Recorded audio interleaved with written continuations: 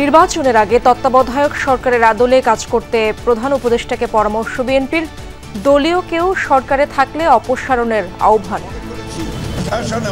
বিশেষ করে হায়ার জুডিশিয়ারিতে এখনো যে সমস্ত ফ্যাসিস্টদের দোসর আছেন তাদেরকে সরিয়ে সেখানে নিরপেক্ষ বিচারকদের দেওয়ার ব্যবস্থা।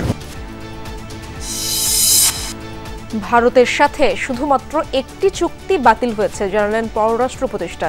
ত্রিপুরায় ৩ বাংলাদেশিকে পিটিয়ে হত্যার ঘটনায় চিঠির জবাব দেয়নি দিল্লি।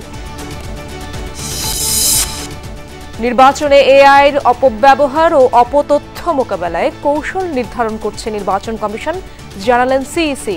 গাইডলাইন নয়, প্রয়োজন সুনির্দিষ্ট পরামর্শ। You will all put your brains together to come up with concrete suggestions. I don't want just policy guidelines. We have to set up a disinformation cell. Jagannath বিশ্ববিদ্যালয়ের শিক্ষার্থী জুবায়েদ হত্যা মামলায় 3 আসামির স্বীকারোক্তিমূলক জবানবন্দি। দোষীদের দ্রুত ট্রাইব্যুনালে বিচার ও সর্বোচ্চ সাজা দাবি। 15% বাড়ি ভাড়া পাবেন এমপিওভুক্ত শিক্ষক কর্মচারীরা। বাস্তবায়ন হবে 2 ধাপে। কাল থেকে ক্লাসে ফেরার ঘোষণা।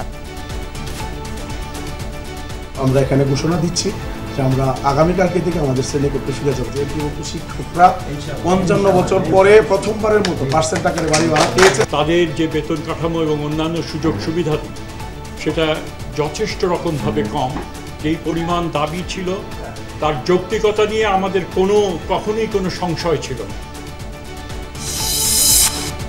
এছাড়াও রাতের বাংলাদেশে থাকছে